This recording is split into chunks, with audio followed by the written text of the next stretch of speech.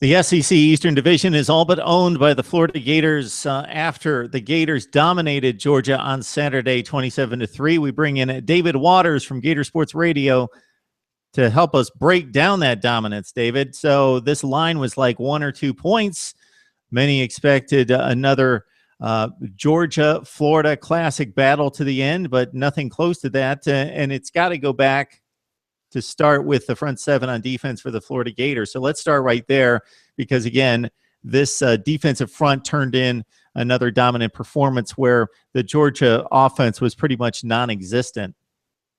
Right, and Georgia announced that, it kind of came out, there were some rumblings, Thursday or Friday that they may start with basically what would be their third-string quarterback, Faton Bauta. And, Georgia was having trouble in this game, coming into this game.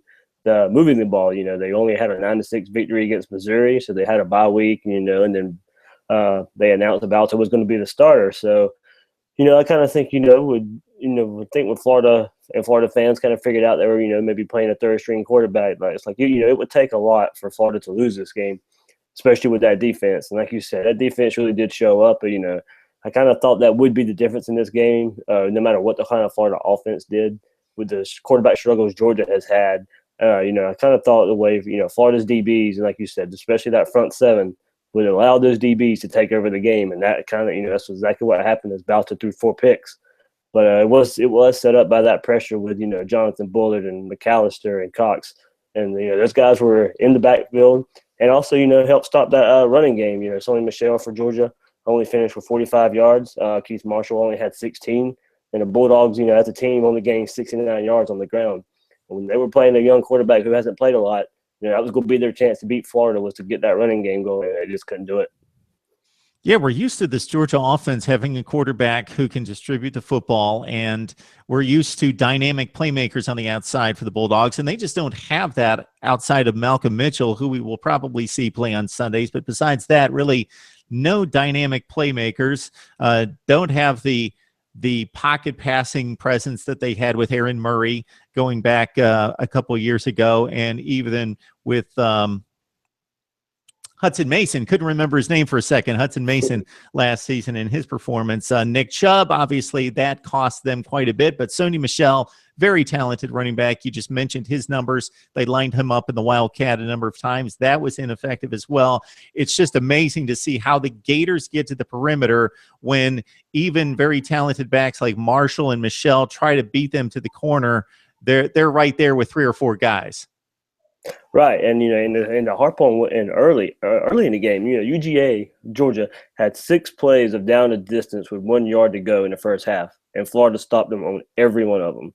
They couldn't gain 1 yard on 6 plays, 6 combined plays in the first half, and that was probably the difference in the game. It definitely set the tone, and I wondered myself, I was sitting there with my Georgia friends, and we all kind of wondering, they named Bauta the starter, but they didn't change the offense to fit his skill set one bit, and we kind of knew that this guy was a more mobile running quarterback, and Georgia didn't do any of it. They didn't run him as much as, what we thought, especially with him struggling throwing the ball kind of early.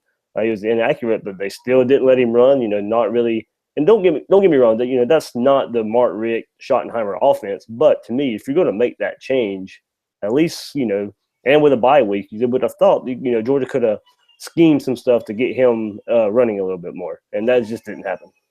Yeah, and it brings into question Mark Richt's tenure at Georgia. That's a discussion maybe for another day. Focusing on the Gators, let's start with Treon Harris. He wasn't really needed to provide much in the passing game. Looked very erratic to me early on. Made some completions that meant a whole lot, specifically to Antonio Callaway, 3 for 110 for him. Treon Harris, only 8 completions in 19 attempts, but for $155, including the one long gainer to Callaway for the touchdown. So your thoughts on Treon Harris? Yeah, you're right. He did start erratically. He started 2 of 11 before he kind of settled down nicely, finished, 155 yards, and then, like you mentioned, that long pass to Callaway. And he did move to change a little bit with his legs. And if I'm kind of McElwain here, if I'm looking forward, I want to kind of use Harris's legs even more. But maybe they just don't really need that right now. But yeah, going back to yesterday, right? I mean, there were throws there and early, and he just didn't make them. And I've kind of noticed in 2 games now I think the difference between Harris and Greer, and this was going back to the preseason of what I kind of thought the difference was, difference between them two were, the middle of the field, intermediate passes are still really not there under Harris.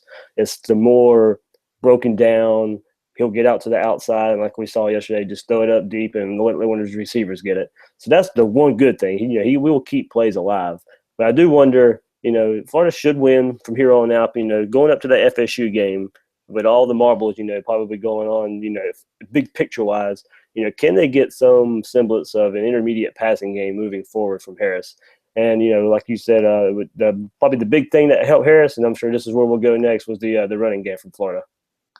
Yeah, really, for a second consecutive season without the threat of a capable passing game, to be able to run the ball against Georgia, like for 415 last year, for 258 yesterday, with Jordan Scarlett getting into the action with almost 100 yards to complement Kelvin Taylor. You got to be pleased with the running game, especially when you're able to produce against an SEC front without the passing game. Right. Like you said, Taylor, you mentioned his numbers, and then he rushed for 121 yesterday. Harris had 39 more yards. And then, my boy that I've kind of harping on in the preseason finally got his big run yesterday was Jordan Scarlett. He had 96 yards and a big 60-yard run. Maybe that's something that, this offense can build on moving forward, because Florida, did struggle running the game or in the running game all year until yesterday. It was by far their best showing of the year. And in the last 2 games, Kelvin Taylor against Georgia has 318 yards the last, 2 years. And, it just kind of brings back memories of his dad playing in that stadium. And maybe there's some mojo working there, Fred Taylor, Kelvin Taylor, and, Kelvin Taylor gets in Jacksonville and just goes off. And that's 2 years now against the Bulldogs. So maybe Georgia hoping Taylor somehow leaves early for the draft and he's not back next year in that Gator uniform in Jacksonville. Hey, David, before we let you go, I want to hit on one issue. But before we hit on that, I'd like to hit on a couple interesting hidden benefits to Florida's game plan and their athletes and what they're able to accomplish here. The turnover margin is incredible. I think they're up to like plus 13. I know they came in plus 9. They had 4 interceptions on Bauta.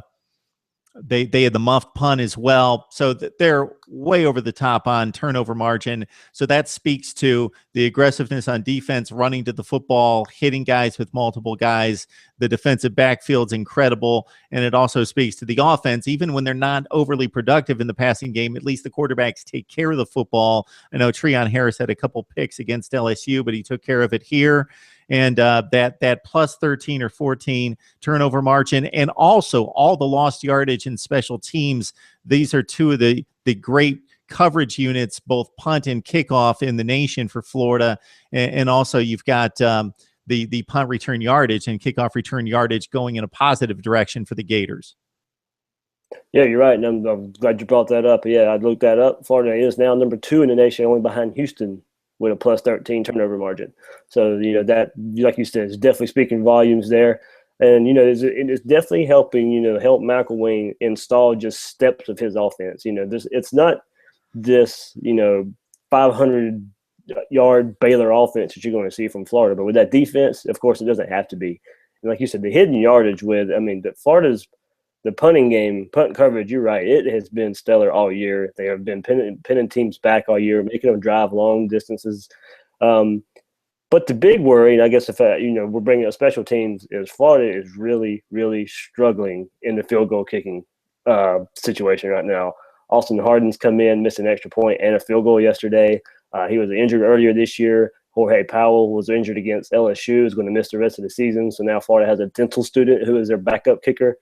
Will we see him? We may have to. Harden was all, as much as you can be a heralded recruit, as a kicker, was coming out of high school, and has definitely not lived up to the billing.